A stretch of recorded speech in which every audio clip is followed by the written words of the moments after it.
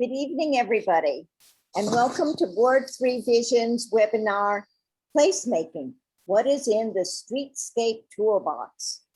I am Susan Kimmel, the chair of Ward 3 Vision's steering committee, and we are delighted that you could join us to learn something tonight about the why, what, and how of designing the urban pedestrian experience.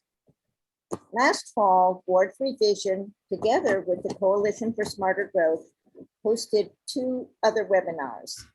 Help Take Down the Invisible Walls Around Ward 3, a program that examined the history of racist segregation and exclusionary zoning. And then in April, we looked at what's in the Affordable Housing Toolbox to explore how we can build more inclusivity in Ward 3. This program will look at what planners, architects, and urban designers take into consideration when working to create urban experiences that are grounded in neighborhood character and designed in the long tradition of great streets.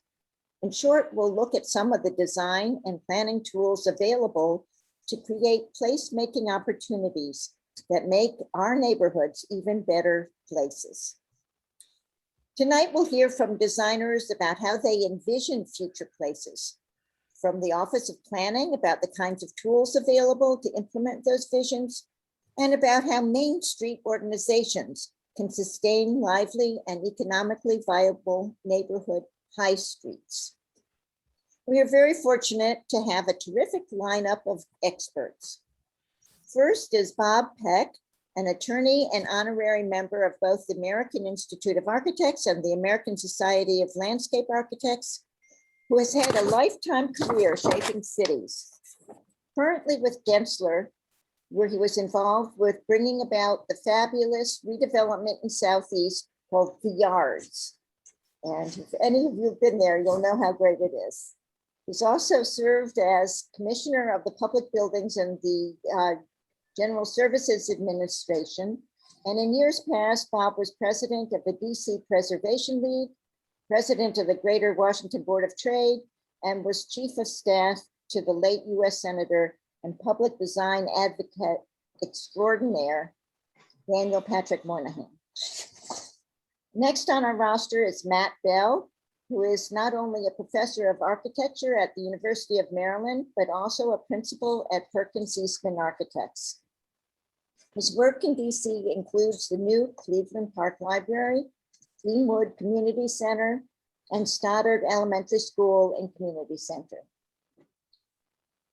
As a fellow of the American Institute of Architects, Matt's professional work has received many awards from the AIA, the Congress for New Urbanism, and the Urban Land Institute, among others.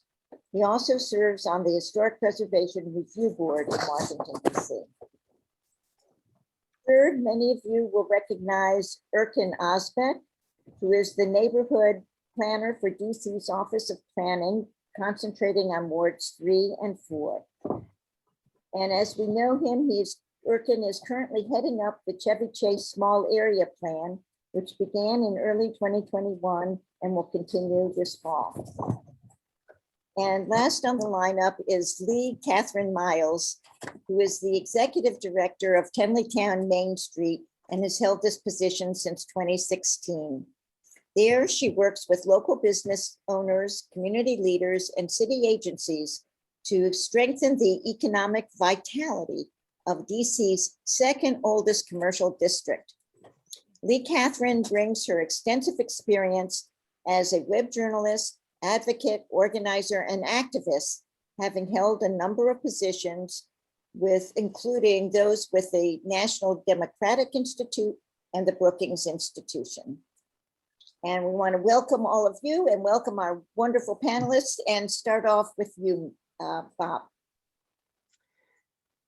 Thank you, Susan. It's really a pleasure to be here. I'm a neighbor, live in Chevy Chase, DC. And I want to talk tonight about the street. Why the street? We are social animals. As the pandemic has taught us, again, as nothing else could, being together, combining together, trading off on our various skills and resources is what has led humans to congregate in cities throughout history. And streets and plazas have always been at the heart of cities. To us in America, if you would free associate street, we often think of trucks and cars and traffic. But streets have always been as much or more pedestrian than vehicular. They're not just arteries from getting from one place to another. They're the place where the social life of cities has always taken place. The cities we call great cities, the neighborhoods we call great neighborhoods, are always those in which we say there is great life on the streets. In the post-war United States, we lost that sense, and that legacy is with us still. I'm going to tell you a story.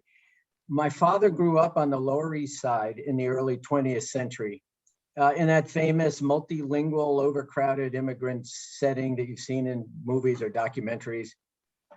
He went in the Army, went to World War II, came back, was a beneficiary of the GI Bill. And so when I was a kid in the 50s and 60s, I grew up in a subdivision tract house in Wheaton, Maryland. One night, I've never forgotten this, must have been about 9 o'clock at night. We were sitting in our living room and we heard somebody walking by on the sidewalk. My father jumped up, pulled open the blinds, stared out and noted, and he said, "You know, this is crazy. I grew up on the Lower East Side. We lived on the streets. And now I'm in a place where one person walks by and you can look around, every window has the shades drawn to say, who's out there? What are they doing on the street?" So, I don't want to romanticize what the Lower East Side was, because it was a place of poverty and inequity. But the story tells you that 30 years after my father had that experience, we had turned the legacy of thousands of years of cities on its head. Everything was organized around the car. People disappeared from the public realm in the streets, and cities took a nosedive. It's not the only reason, but there's a relationship. And that happened more in the United States than almost anywhere else. When I was a kid in Wheaton, we still went downtown to shop, eat, and see the crowds, at least for a while.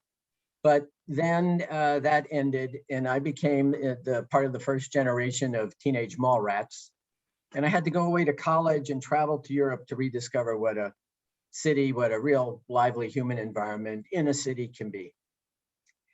If we want vibrant cities and neighborhoods, we need to take the streets back for social life. We know that many successful cities in the US and elsewhere from the 90s on, including parts of our cities, have embraced that and have had all kinds of positive results, about which we'll speak more a little bit later. Bottom line is to have successful neighborhoods, communities, and cities. If you want to know the why we do it, that's what I'm talking about. We want great places to live, great places to meet each other. But it doesn't just happen. It turns out there is a how to get there. There are tricks of the trade that will get us there. And to talk about that, I'm going to turn it over to one of the city's really great urban designers, Matt Bell. Thanks, Bob. Hi, everybody. Nice to be here tonight. I'm going to talk a little bit about some insights that I've learned about the tools and techniques you need to be able to make great places with a particular focus on streets. But since I'm an academic, I never really make things up myself. I always look at what other people have said. And two people that I've learned the most from are these two folks on the slide here. You all probably recognize the lady on the right. Jane Jacobs wrote a very influential book, The Death and Life of Great American Cities, with terrific insights about how to make great neighborhoods and what streets do for our communities. She's still influential today, and she had a tremendous impact on keeping highways from destroying neighborhoods in New York City. The man on the left is Jan Gehl, who's written a number of books. One of them is Cities for People. He's an architect and a planner. He comes from Copenhagen. He's made tremendous impact there and worldwide sort of impact on helping people think about the public environment, making it safer, pedestrian, bikes, and all sorts of different levels of mobility, and overall making cities more livable. So let's start with Jan Gehl. This is one of Jan Gehl's favorite diagrams, and I really love it too, because what it speaks about is three things. One, life. We all have to live our lives and figure out how to go about our daily business and the tasks that we have to undertake to live. But those things all happen somewhere. They happen in space. They happen in our neighborhoods. They happen in our streets. They happen in our parks and things.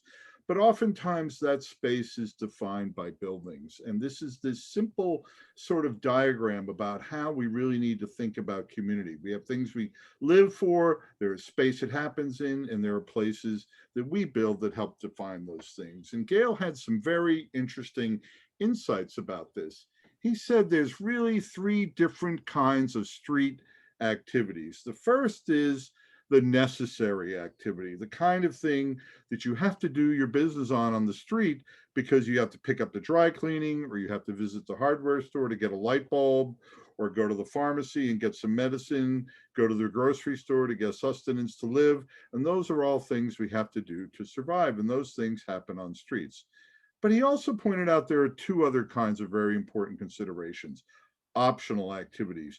These are things that we don't necessarily have to do, but we choose to do because they're places because we want to. We go to meet friends for dinner, we go have a cup of coffee, we sit on a park bench, or we sit on a street bench. And the third thing is really the social, where we're in a street, in a place, in a public place, and we meet each other. Now, according to Gail, he didn't just leave it there. He said, look, he said, when you start to look at the quality of the physical environment, there's an interesting equation that results. He says that there's a slight impact on necessary activities from a poor difference in a poor environment to a good environment, and sort of the same, a slight increase in terms of the amount of social activities that happens in a good environment for socialization. But if you look at the middle for optional activities, Gail's argument is that there's a tremendous impact on the quality of the environment has on our optional activities, that we are more likely to pursue optional activities in higher quality environments, or businesses may choose who support optional activities are more likely to locate in places that have a high quality environment. So you look at those 2 pictures, and I think they make the point. We would walk down that street on the bottom for optional activities, but most of the time our patronization of stores and things in the slide on the top is really about the necessary and not the optional. So according to Gail, he says, these are the things you really need to understand in designing public spaces: protection against traffic and accidents, protection against violence and crime, unpleasant sense experiences. You have to be able to walk and stand and sit, see things, and hear and talk to each other. You have to be able to play. You have to have services, friendly gestures. You have to be able to enjoy positive climate elements and enjoy positive sensory experiences. But when you look at this picture on the right, you can see all of those things happening. This is just a simple picture of a nice street. People walking, sitting, these 2 women are talking to each other. This fellow at the table is checking his phone and reading. It looks like a safe environment. There's no unpleasant odors. We can see into the storefronts. There, even if there were kids present, they could run around a little on the sidewalk and it wouldn't be a problem. There's choices of the climate we want to be in. Whether we want to be in the sun or in the shade, and there's a positive sensory experience with some of the landscape elements that you find on the street. This, according to Yale, is an important, John Gale is an important element of that. So let's turn to Jane Jacobs. What did she say? Well, in one of her writings, Jane Jacobs talks about 3 really important things that great streets require: a clear demarcation between public and private areas, number 1. Number 2, eyes on the street, positive surveillance. And number 3, users. You need people, you need to get people there to activate the street space. So when Jane Jacobs talks about public and private areas, it's a sort of pretty simple diagram, but something that bears sort of explaining a little bit, which is that the public realm oftentimes in our commercial areas is street front to street front, and the insides are private with varying degrees of greater privacy as we move up in the buildings. But that public realm between the storefronts is very important, and there's a sense of decorum that goes along with how we behave in public and how that space is defined. She talks about eyes on the street, positive surveillance, the sense that somebody is there and somebody is present on the street, so that sort of untoward activities are dissuaded because there's a sense of presence of human beings. And this happens, the diagram shows the sort of porches, which happens more in residential areas, the presence of people sitting there, or windows that face streets, sort of shallow setbacks. I think we see this in a lot of our neighborhoods. residential areas like this, or even the picture on the right where we see a lot of balconies and engagement with the street with storefronts at the ground level. This all provides a sense that somebody is there and taking notice. Even if you can't see a person, the sense that the buildings help to define that. And finally, she talks about great streets are made up of users, places people want to be. There's oftentimes crowds, but not always crowded. They're attractive both on sunny days when a lot of people are out and also on a rainy day. We can pursue any one of a number of activities, and we should always bear in mind that great streets oftentimes have different options for what people can do there. But the point is, really need to do everything we can to get people there and make them places that offer activities for a broad spectrum of our community members. And when we step back and we look at Connecticut Avenue, and here's Cleveland Park, we see some interesting lessons where we see a mix of housing types, from low-rise to high-rise buildings like the Broadmoor here.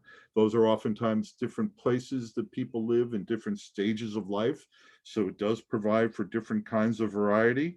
We see the commercial areas are walkable, the streets are connected to it. We can get to them from lots of different places.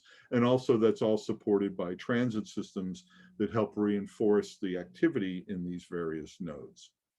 So our 8 tools here, with some thanks to Mr. Gale, are the following, and have to do with things like proportions and dimensions, structure and form, elements of the street, transparency at the street level, a consistent street wall, safe mobility for all, variety of program, and narrow and deep. And I have some pictures, of course, to be able to illustrate all of these.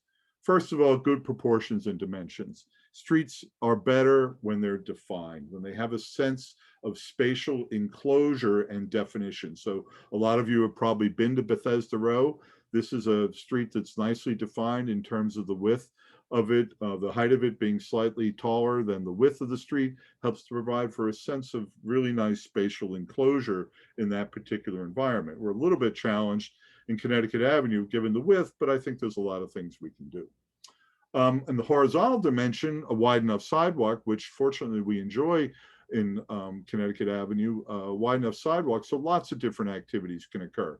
People can sit informally, they can sit and dine, they can walk their dog, they can have a place to see into storefronts. The sidewalk and the horizontal dimension has to give us the possibility to do that as well. Clear structure and form. A simple build-to line, a line that buildings can address and make a simple line so that they can have a sense of place and a sense of definition is really important. And that's something I think that could be embraced in the future as we think about moving forward with the small area plan.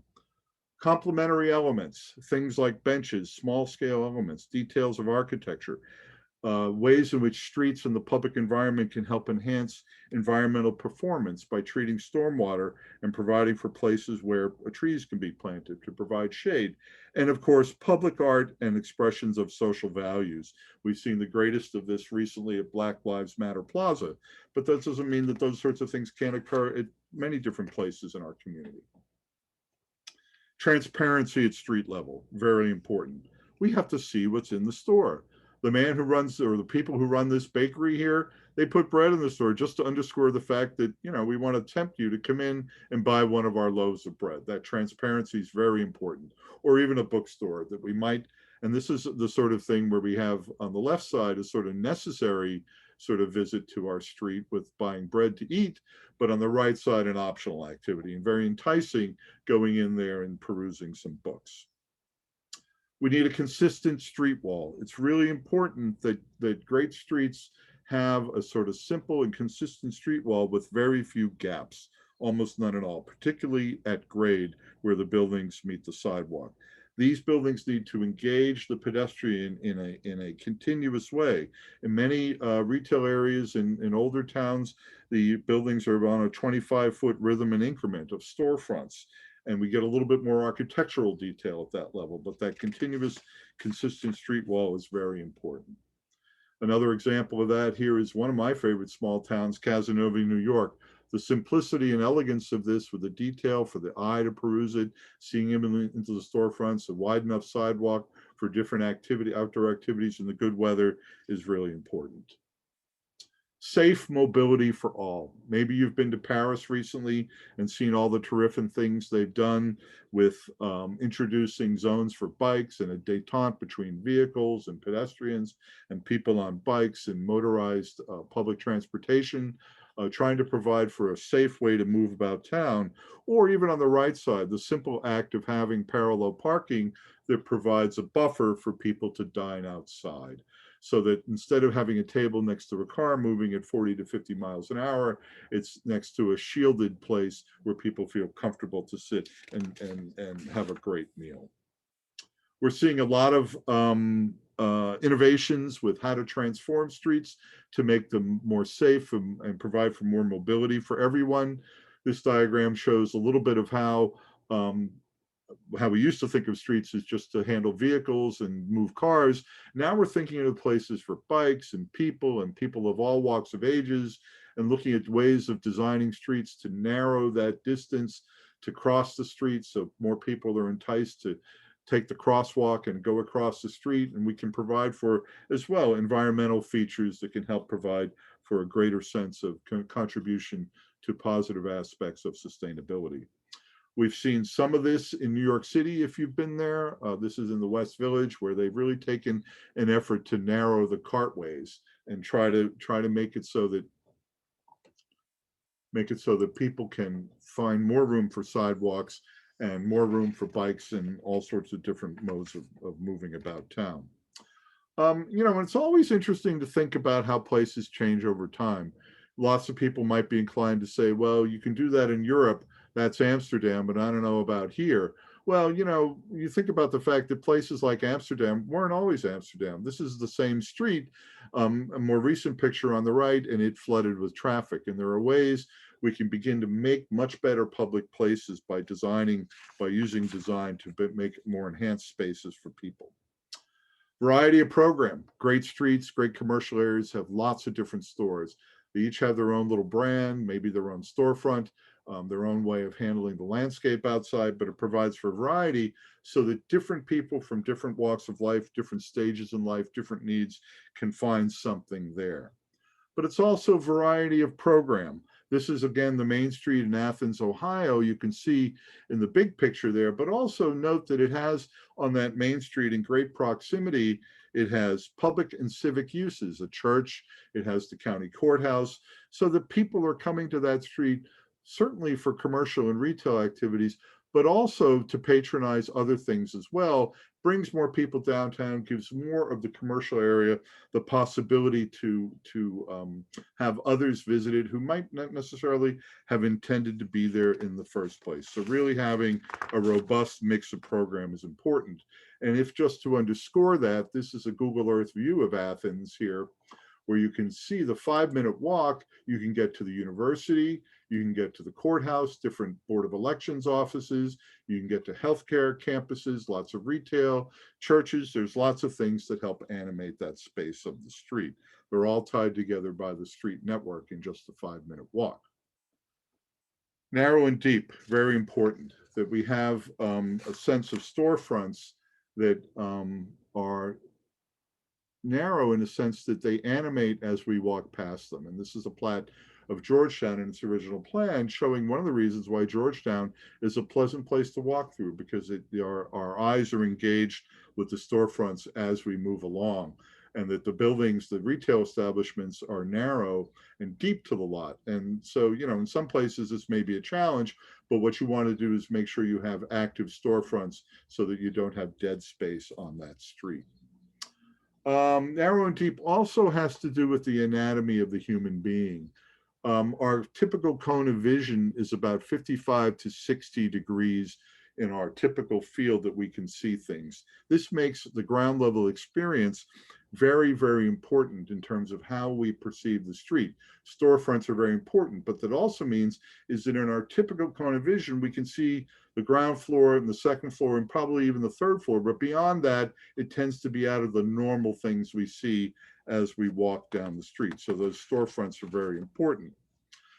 Now, I just want to illustrate a point here with the larger building here. So here's a 5-story building. As we walk down the street, we can see it has very, very nice storefronts. It has a very nice sense of scale, probably Most cities would be quite happy to have a building like this in it. It does a nice job of filling out the sidewalk and providing for a positive sense of surveillance and eyes on the street and diversity of retail establishments at the ground floor and architectural detail. And it's all in all, I think, a very, very good sort of urban building that would fit in most cities of any size. What's really interesting about this building, though, is that it's the Empire State Building. And that this building does one thing at street level where it's most important. Even though it's one of the tallest buildings in Manhattan, it behaves as a sort of great neighborhood building at the street level. Now, I'm not suggesting that we're going to plop down high-rise buildings in Ward 3, just to make the point that it's the most important thing really is how the building behaves at street level and for those several stories that go up to define the street. That's really what makes a great street. So that's it for me for the toolbox. I'm going to hand it over to Bob here to close up this section to talk a little bit about why the walkable environment is so important. Yeah, so getting back to the why, you know, I mean, I think Matt has done a great job of sort of indicating what great streets can do. And they can create a sense of there, a sense of place to brand a community, to say, that's where I live, that's where we get together. But what we're also learning is it can improve public health. You know, Matt mentioned Paris a couple of times. Always struck me, you can go to Paris where people eat pretty well. And they have a very low obesity rate because people walk most everywhere to get to work, to get to shops, to even to go eat. So it can have a significant impact on public health. And as you can see, lower levels of various diseases that come from being inert, from not moving around. Can create better retail viability because, as Matt noted, the more stores there are, the more that people want to go and sample. One day they'll go to one place to shop, and another day another one for something else. So that creates economic opportunity for entrepreneurs. Increased public interaction goes kind of without saying, but also social equity. It's an interesting thing. When you're on the street, it doesn't matter whether you're rich, middle class, or poor. Everybody's pretty much equal on the street. You welcome people on an equal basis. And then finally, there is this incredibly important thing in our time, that the reduced carbon footprint, and living in multifamily transit-oriented developments, we know can reduce carbon footprints of a household by up to 50%. So there's nothing more important than that these days, but for all those reasons, so we've talked a little bit about the why, talked about the how, a little more on the why. And I'm going to turn it back to, I think, Susan.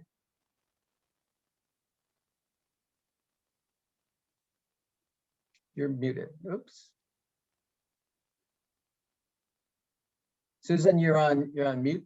Can you, oh, Cheryl, can you unmute Susan? We have our next speaker. There we go. Because we're going to hear next from the Office of Planning go ahead. I think, well, Erkin, I think you're up is the bottom line. Good evening, folks. Can you see my screen and hear me? Okay, all right, great. Well, thank you, Bob, and thank you, Matt, and thank you everyone for joining tonight and spending your time on this beautiful night and not being out on one of our great streets in the district right now, getting an ice cream, having a glass of wine, whatever it might be. So my name is Erkin Ozberk. I'm a senior neighborhood planner at the DC Office of Planning. I focus on wards 3 and 4 in particular.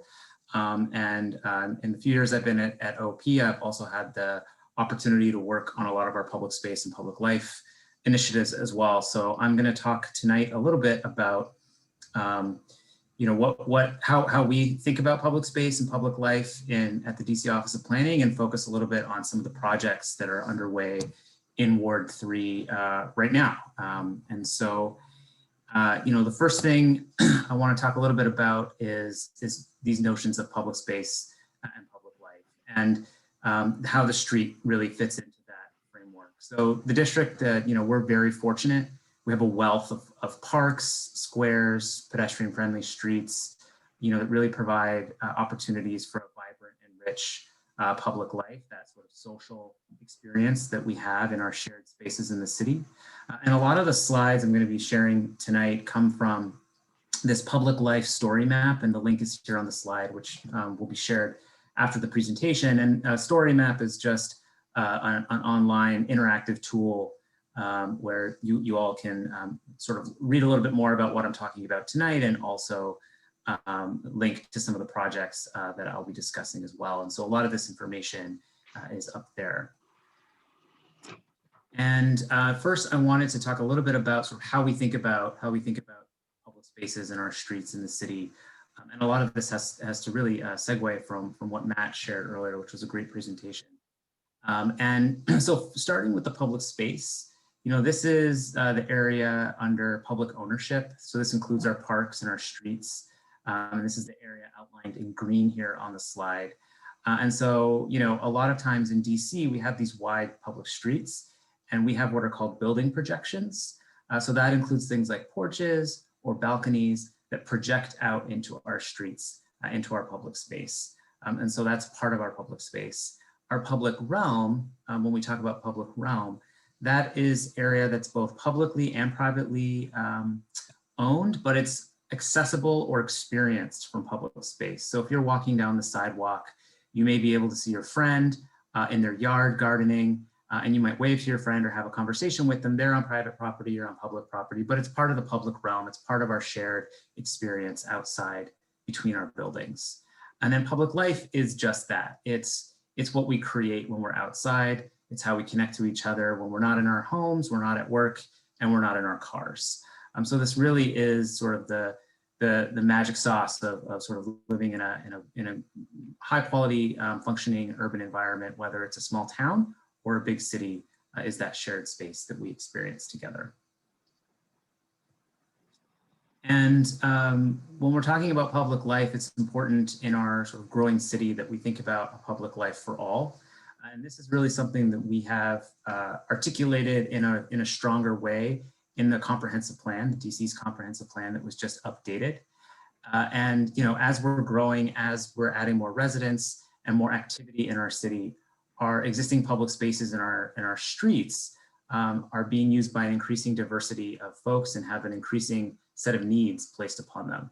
And so it's important when we're thinking about designing and regulating our public spaces that we're conscious of all groups, and we want to ensure that all groups can enjoy these public spaces and can enjoy public life to achieve a more inclusive city. And so how do we do that? What are some of our tools? So this is a bit of a graph looking back about 20 years of what the Office of Planning has been working on in all different capacities. And I've bucketed these into sort of 3 different categories. The light blue are our policies and regulations, the sort of purpley color are tools, and then the pinkish color are activations. And what that means is, our policy and regulations, things like the comprehensive plan, things like the small area plans, they're much more guidance, they're much more higher level, providing vision for how our streets and our public spaces should operate.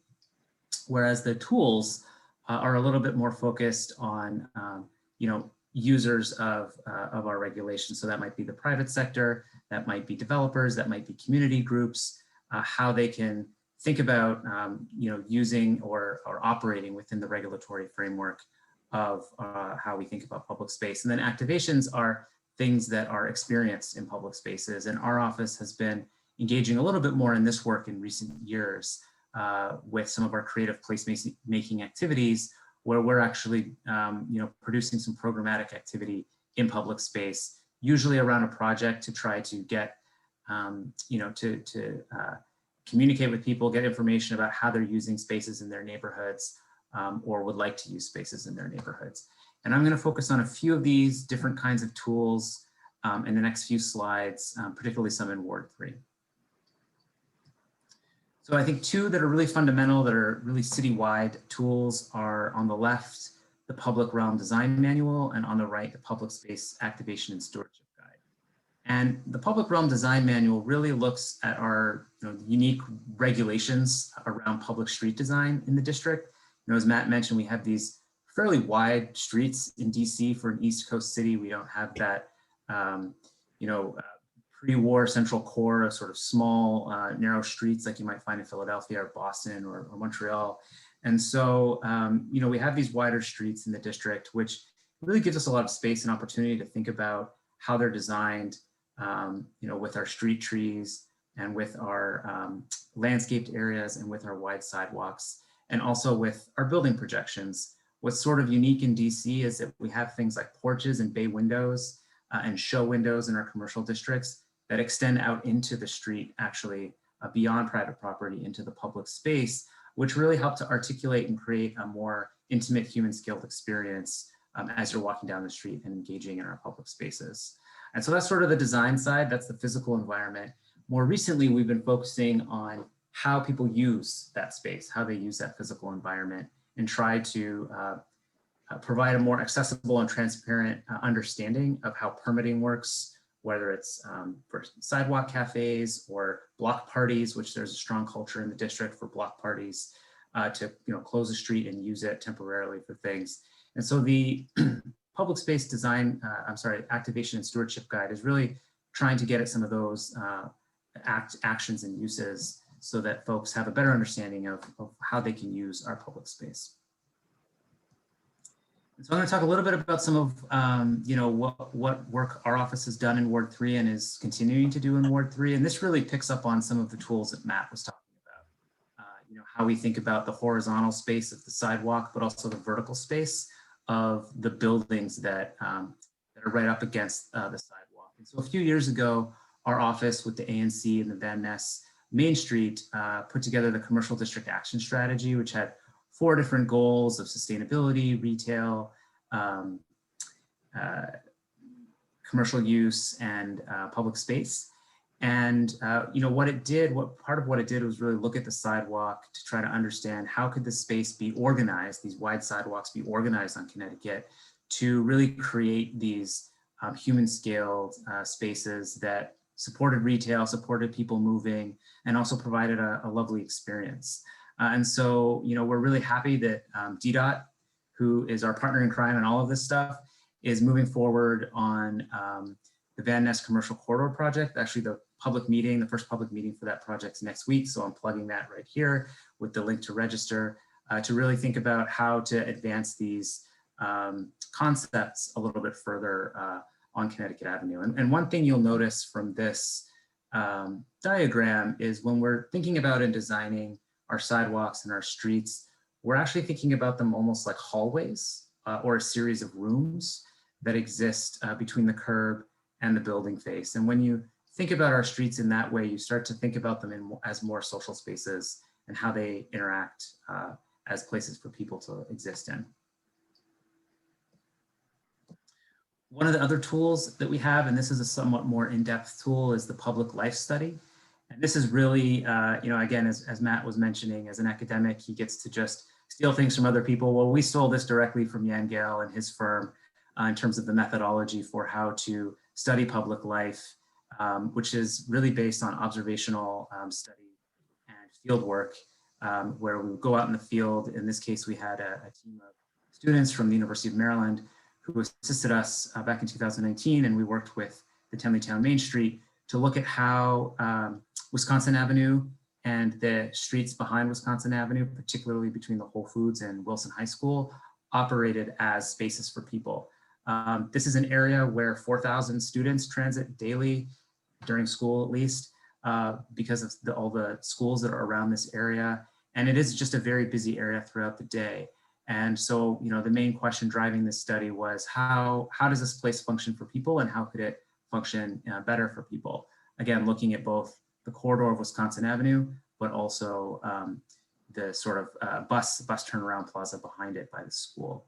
I'm not going to get too much more into the study. I will just mention one of the things that we're also looking at that this study really helped to elevate is the role and value of the alley system that exists in DC.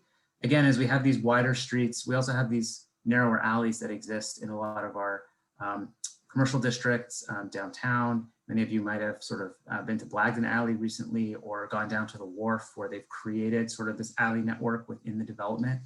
And those just create a more intimate human scale experience, which is a little bit different from our bigger main streets like Connecticut or Wisconsin Avenue. And so it's interesting and helpful to think about those and how they operate as different spaces in our city. Right now we're in the midst of working on the Chevy Chase Small Area Plan, which is again on Connecticut Avenue. And, here's a picture of the streetscape there. And, this part of Connecticut Avenue and Chevy Chase really does sort of, again, hit a lot of those points that Matt mentioned about different kinds of uses in a short span of blocks, whether it's the post office, the community center, the library, grocery stores, pharmacy, cafe. It really does check a lot of boxes. And, one of the things we're hearing as we're going through the visioning process right now with the community is how they value walkability. They value that sort of the diversity of businesses and uses in the commercial corridor.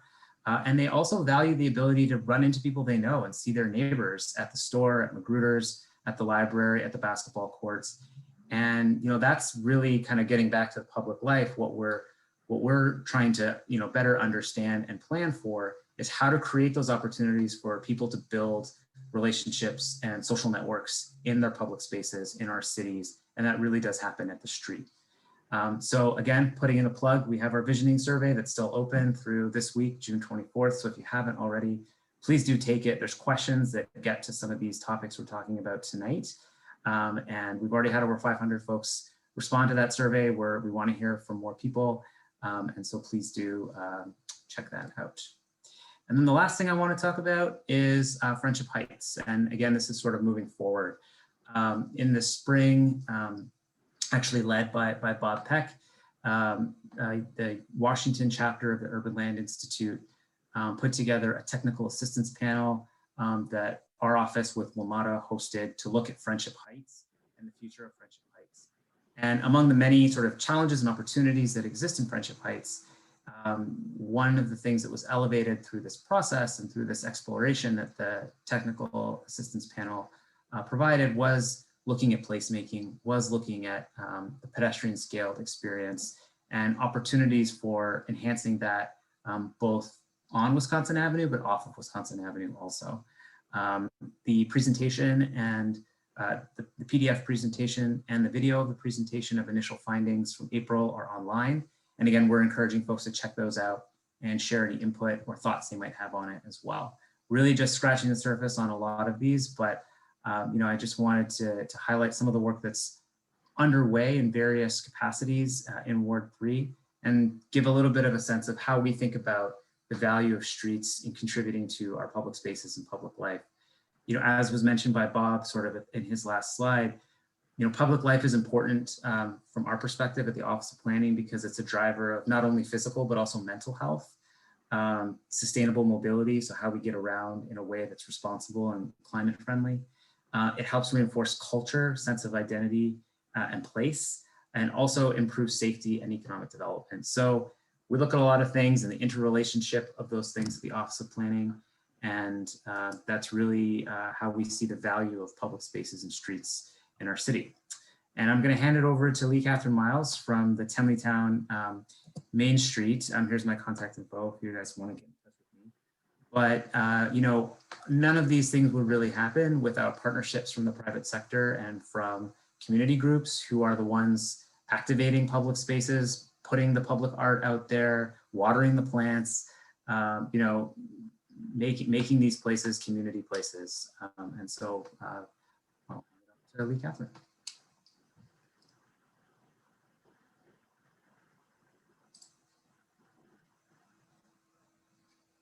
Can I get my screen up there? All right.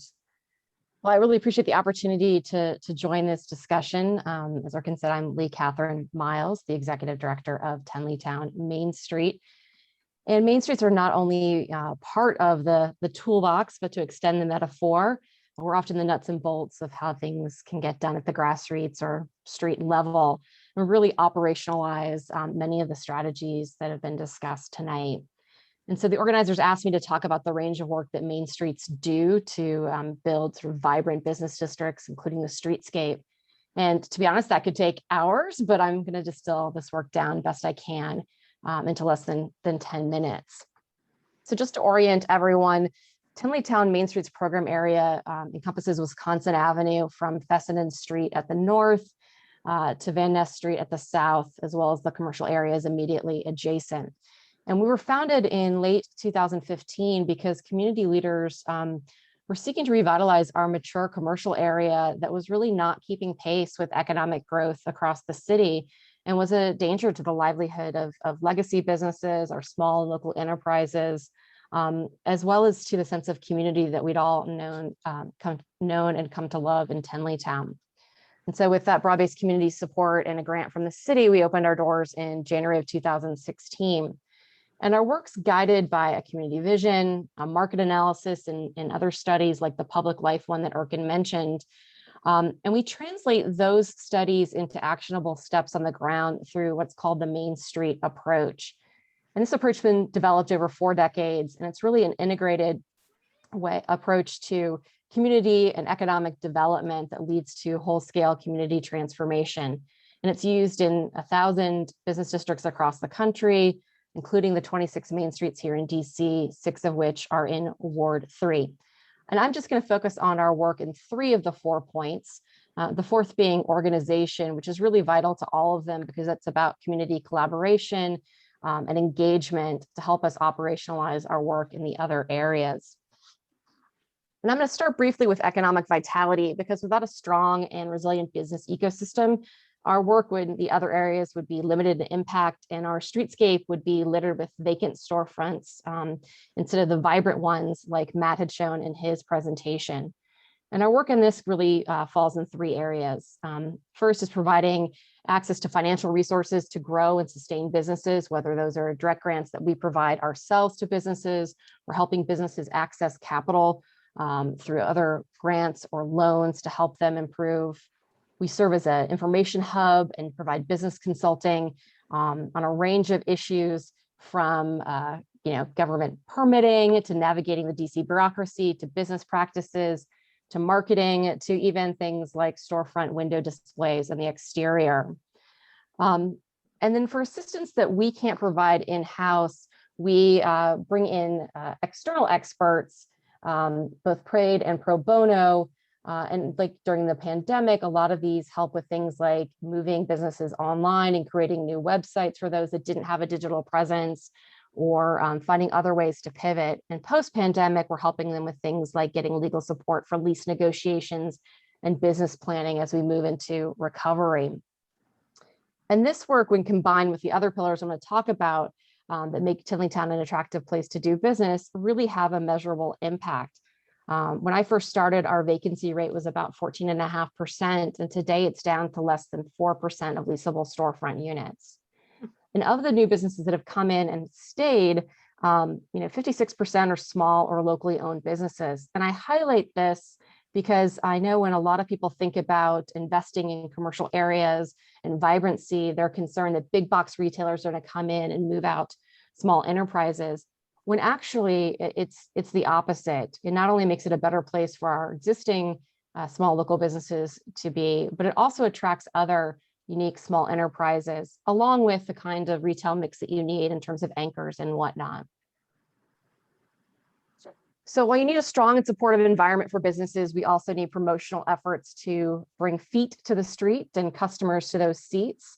And our promotional efforts really focus on reinforcing a local brand that's family friendly, welcoming to all ages and stages, and filled with unique businesses and events.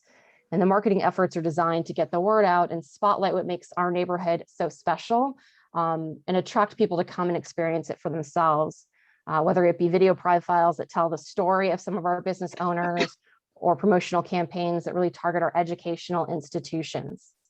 And of course, then we have special events that bring out thousands of people to experience the business district in a new way and add another level of vibrancy to Wisconsin Avenue, ranging from fitness classes to walking tours to seasonal celebrations. And some of you may be familiar with 2 of our largest, which are Tenley Winterfest and Art All Night. And Art All Night is when public and private spaces become pop-up galleries and performance stages and really celebrate the arts in the community and highlight the unique aspects of Tenleytown. So these kind of events, both celebrate the local brand, they build community, but they also help support our businesses, which are so vital to the business district. For example, during Art All Night, we've had businesses report, a 75% increase in sales. Or during Tenley Winterfest, as people are coming out and exploring our scavenger hunt, We've got participants in the hunt who engage with businesses that they've never been in before. And so it really creates this dynamic experience for those that are living in the community, coming to our community, and for our businesses that make a really vibrant retail area. And so the direct assistance help creates the strong business ecosystem, and events are great in attracting people, but design, which we've largely been talking about tonight, is what keeps people in our business district and makes them want to come back. It's about encouraging people to spend time and then consequently money on the main street rather than passing through or driving in and out. And as you'll see from this quote that I put up from one of our community surveys, people consistently say that improving the visual appeal of the corridor is what's going to have the greatest impact on changing attitudes for the positive about our business district. And so we've invested heavily in projects respond to those opportunities and relate to some of the things that people have been talking about tonight. And one of the pieces in our toolkit that I want to highlight right off the bat is the clean team. And these are individuals that are out there doing the work of picking up litter, removing graffiti, watering those plantings, and even removing snow. And they're often the unsung heroes, but they play a vital role in ensuring that our Main Street area is clean and safe and walkable. And then highlighting some of the things that Matt was talking about in terms of the engaging storefronts. You know, we invest in anything from wholesale facade renovations, as you can see in this before and after photo of the National Diving Center, to funding, you know, new awnings or signage or other aspects of the storefront. And then we incentivize businesses to refresh their window displays through window contests and art installations. And we really view these as key investments because for us, 50% of customers decide whether to enter a business based on their initial impression, and they make that assessment in less than 5 seconds. And of course, as individual businesses invest in their storefronts, the entire business community benefits from an improved experience for customers. Another tool in our toolkit are temporary activations, which we use to test out ideas. So what you see here is a streetery at 42nd Brandywine and River Road, which is actually where there's going to be a permanent landscape park installed as part of a community amenities package and a development project. And so we use this streetery not only to benefit a new business confetti, but also to see how are people using this space? What are some considerations that we need to look at as the more permanent park is designed for the future? We've also done pop-up parks during parking day to see how we can reimagine public space and the use of it, and even temporary public art installations like the cherry blossom sculpture you see here that we're going to be using as part of developing our long-term public art strategy. And then lastly, one of our largest areas of focus has been on parks and environmental design, whether that's parks that we manage directly and activate, like Fessenden Park here, where we installed movable furniture and we do monthly cleanups and have events at the park like yoga, or other parks that others have developed, like this one at Georgetown Day School, which was part of their school construction project. And we advised on street furniture and a design guide for that. And we're part of that process, similar to how we're part of the process for that park that's coming to the streetery I mentioned.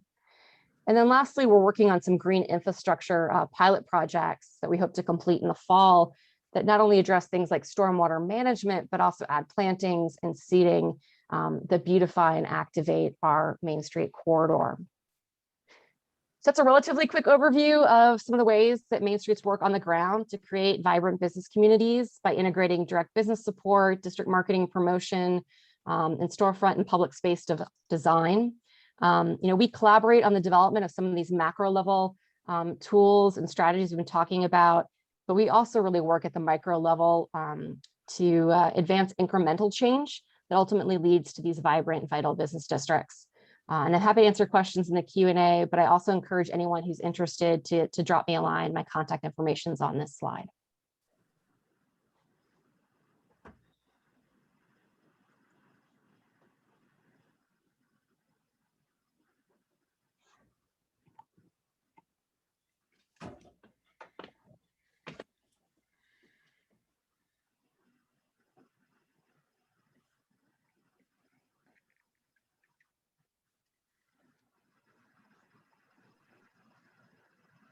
I'm handing it back to Bob now.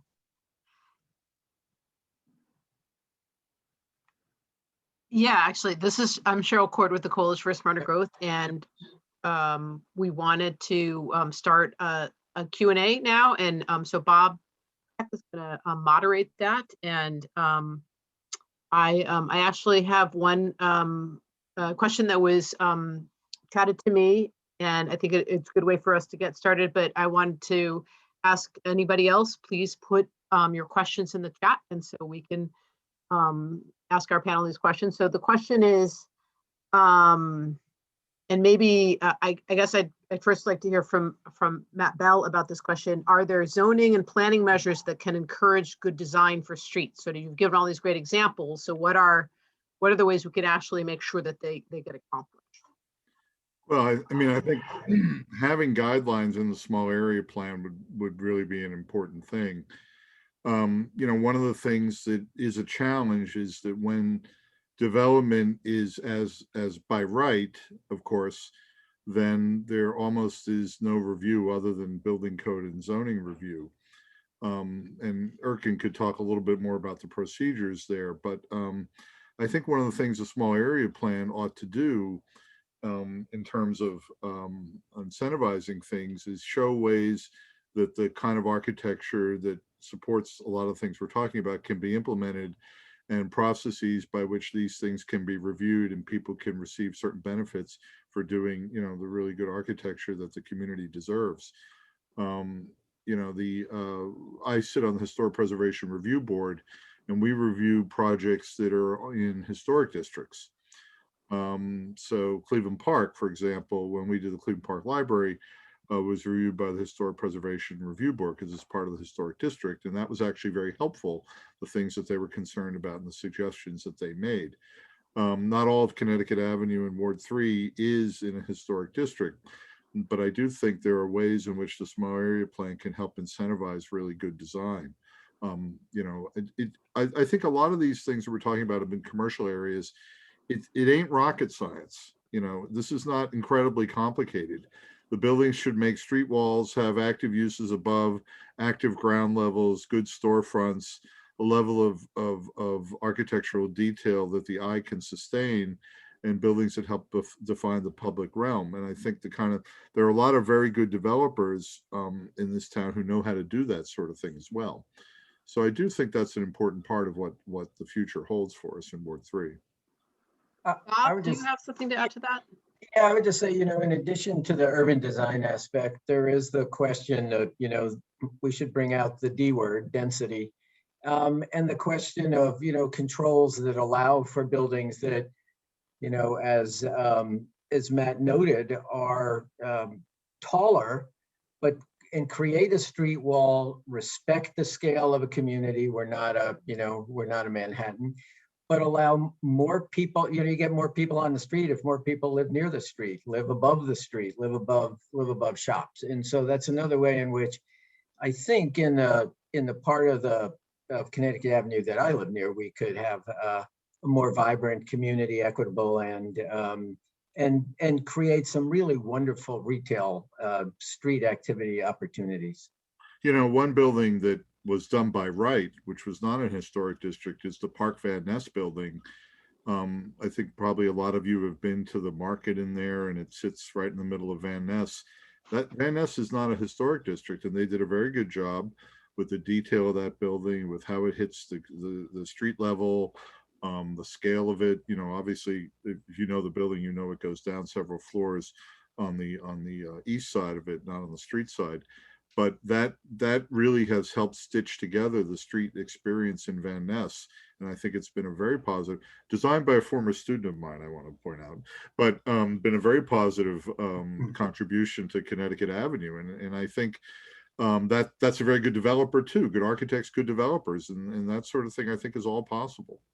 Yeah, I got to know, I'll just know one other thing. I mean, I said at the beginning, you know, I grew up in the suburbs. I kind of rebelled. So when I came back to Washington, I lived near Logan Circle before it was very chic. And, you know, 14th Street developed in a wonderful way in which it accepted the architectural precedents that were on the street, built buildings of the right kind of scale to add more people to the street, and created a slew of retail opportunities that it made it a pretty vibrant community around there. And we could see similar sorts of quality development. There's a challenge in making sure that people who aren't the income level that most of the people on this call probably are can also share in that, and that's a whole other issue. So a couple more questions.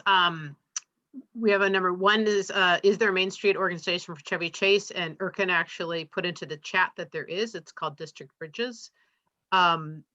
Intriguing question from Matt is, are most of the slides that he showed are traditional streets, but can modern architecture fit into good street designs of these traditional kinds of streets? The answer is a very affirmative yes, but you got to get the right architect. You know, the modern architecture has largely made a career of making object buildings. But there are people who do contemporary architecture and do it quite well in an urban infill setting. There's a couple of buildings on 14th Street that are very contemporary that I think are quite good. The new building at the former Whitman Walker Clinic that was designed by Annabelle Seldorf, I think is very nice. And the key here is not the style, it's the elements that go to help, that the architecture provides to relate it to the street. And I think, you know, what you don't obviously don't want an all glass building, and you know, certain sort of heroic modern architects would, you know, like Mies and other folks did a lot of glass architecture. But I think there is a contemporary architecture that could be introduced that could be quite compatible.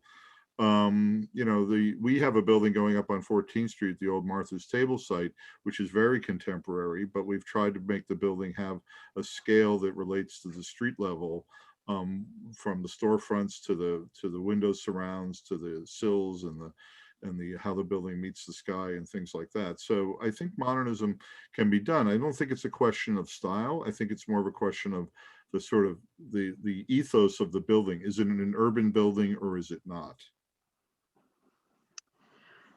This is a question that, you know, I'd welcome anybody who has observations on is, are there specific techniques to create outdoor street cafe areas that can be screened effectively from traffic on Connecticut Avenue or Wisconsin for that matter? Yeah, I like, you know, Matt sort of said it.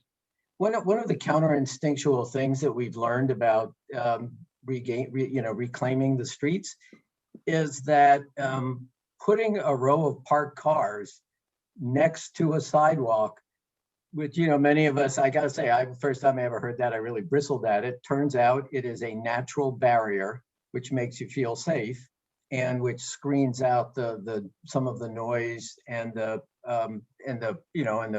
stuff that sort of puts you off by having cars streaming by. That is one thing you can clearly do. You don't have to build a wall against those cars. Yeah, and there are different ways you can organize things. You know, if you've been to Bethesda Row, it's sort of interesting what they did there. They pushed all the seating out to the curb Right. so people could walk up against the storefronts and see into the stores. It's a very different way to do it. But the cars make a huge difference. And one of the challenges of Connecticut Avenue is that when we have the times of day when parallel parking is not permitted, it sort of is counterintuitive to sitting down and having a 5 p.m. cocktail with your buddy in an outdoor cafe, because if you're sitting next to the curb, there's no parallel parking there. So that's something that I think ought to be really reconsidered a little bit, because I don't think, I haven't seen anything better than that as a kind of buffer for the public environment. I think that really works really well. And if anything, we ought to see about ways we could have more of that. You know, I'm not sure as a Ward 3 resident that Connecticut Avenue ought to strictly be defined as a commuter route for people from Maryland. You know, I think it's our street. We should decide what it should be like. Question for Erkin. Can sidewalks support kiosks and booksellers and markets? Can there be more use of the sidewalk in those kinds of ways, or is that hard to manage?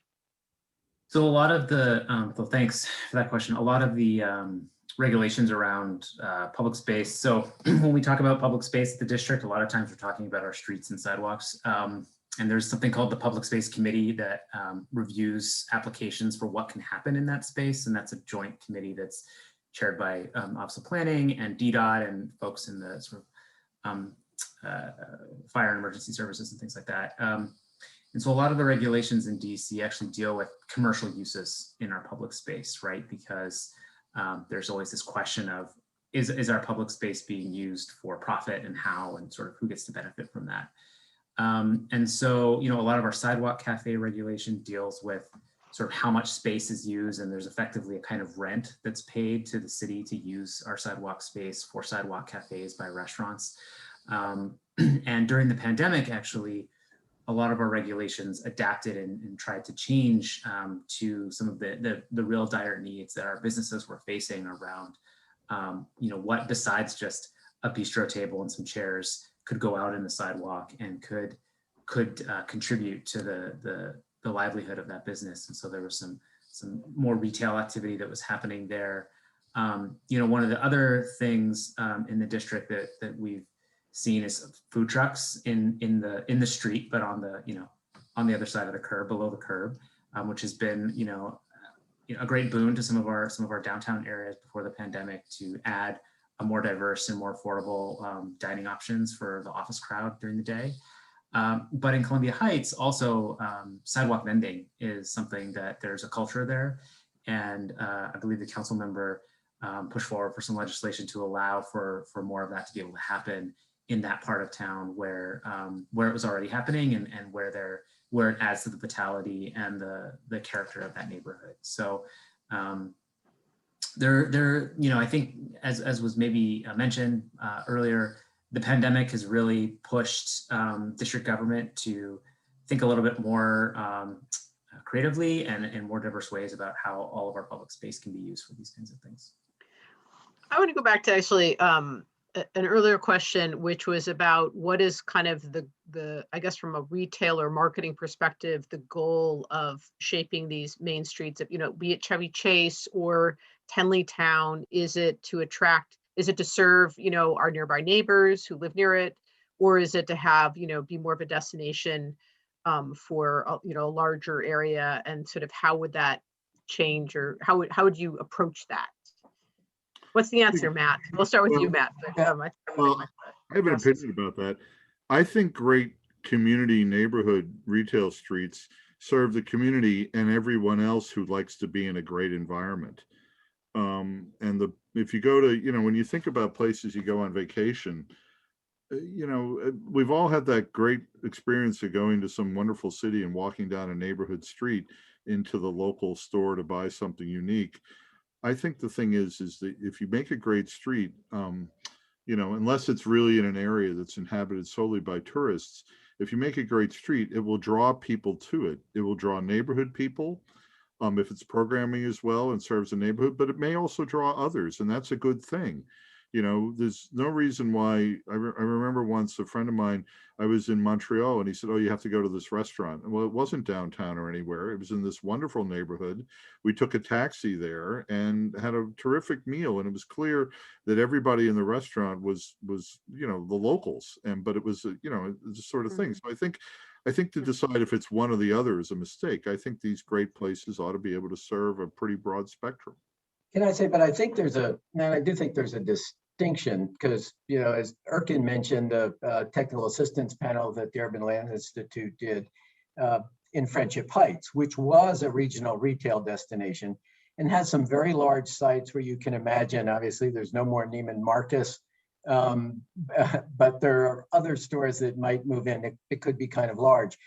But I totally agree with Matt on this sense. On the Connecticut Avenue strip, Child's Play is probably already something of a regional destination, just because it's a shout out. My kids don't go there anymore, so I'm not patronizing. But anyway, it's a wonderful place and has attracted people. And as Matt noted, but it's mostly something that was designed to be in our neighborhood.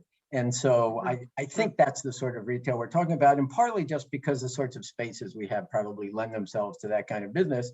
But you do hope that a couple of restaurants are good enough that people want to come from all over, or shops like Child's Play. I think Raymer's attracts That's right. two customers from across the city, to tell you the truth.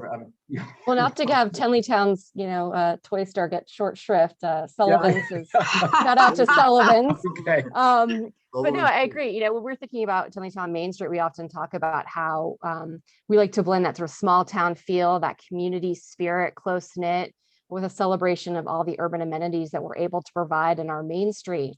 And then we back that up with the market analysis to see, what is feasible so that we're not working against the grain. And so when we did our market analysis, when we first started, we found that really our primary market was the local neighborhood and surrounding area. And then those that traverse Wisconsin Avenue, because it is a major route. And then students, given, we've got 25,000 students within a mile of our metro. And then it's other parts of the city as well. So we're not forgetting about other parts of the city, but we're really playing to our strong suits when we're thinking about our Main Street area. Well, Quality of the public environment is key. How good is that public environment? Well, Leigh, Catherine, following up on that, question is, how can we help to preserve current businesses, mom and pop stores that we're fans of because they've been there for a long time, as sort of like, places change and could be threatened by some of this change. I mean, what are kind of some of the ways that we can make sure that these small businesses stick around as things shift and change? Well, I mean, first and foremost, go shop there, go to eat there.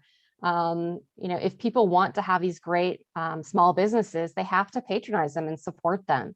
And that really comes from the community and the customer level. From an organizational level, it's really about helping these businesses evolve over time and respond to changing market conditions and respond to changing customer preferences. And so we do that through things like the technical assistance we provide, and then also with getting them financial support so that they can make those pivots and adapt. And I'm really proud in Tenleytown of just how many businesses have been there for 10, 20, on up to 80 years. And so again, with people coming out and supporting them, they'll be here for decades to come. More people that have easy access to these businesses helps them to survive. So, the reason why suburban shopping centers have big parking lots is because that's the only way they can accommodate people coming. But if you bring more development that can have people who will patronize these places, it will help stabilize and these businesses into the future. And actually, the pandemic was an interesting lesson in that, because we had a lot more people spending money in their neighborhoods, in certain neighborhoods where they could walk to businesses. I know certainly that was my experience where I live over in Ward 4. And I know just anecdotally from talking to folks in Chevy Chase that was the experience for some of the businesses there as well, where folks who would usually be downtown or at work in some other part of the city spending money on lunch or whatever it is they were doing, were instead patronizing the local businesses, partly because they were home, partly just because, again, they wanted to, because they felt the need to support the businesses in their community during a hard time. And so we sort of see that, density isn't always constant, right? And so we have to think about how do we enable for more people to be kind of coming and going from those businesses throughout the day too. And also, not everybody patronizes things the same way. I mean, people go to businesses at different cohorts of folks go to businesses at different hours.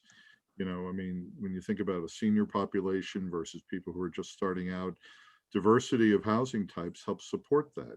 People who are living in studio apartments and one bedrooms have a different kind of spending pattern, and having that than say folks who are retired, and having that diversity in a neighborhood is really good for businesses.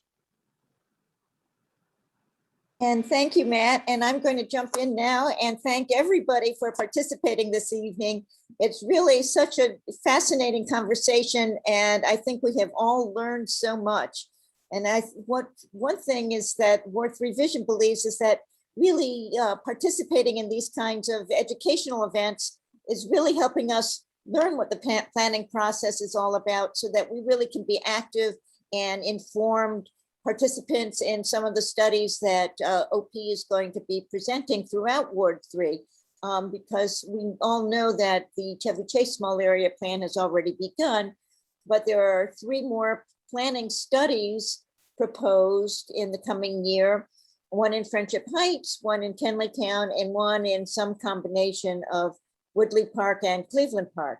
And so we really want to get the word out that Ward 3 Vision is really can give an overview and understand the principles behind good planning, so that when you're participate in some of these studies, you really have some solid ground to stand on, to know what you're talking about and to know what kind of design standards have been proposed and what it takes to actually implement it at the ground level, as Leigh Catherine did so beautifully this evening. So I want to thank all of our panelists tonight and thank all of you for attending. And it would be great to continue this. We welcome your questions and we welcome any suggestions you may have for future programming, because we would like to sponsor more of these kinds of what I'm calling webinars. So thanks again and hope to see you in the future. And here is our website, and please keep in touch. So with that, I'll say good night and send your questions our way. Thank you. Bye-bye.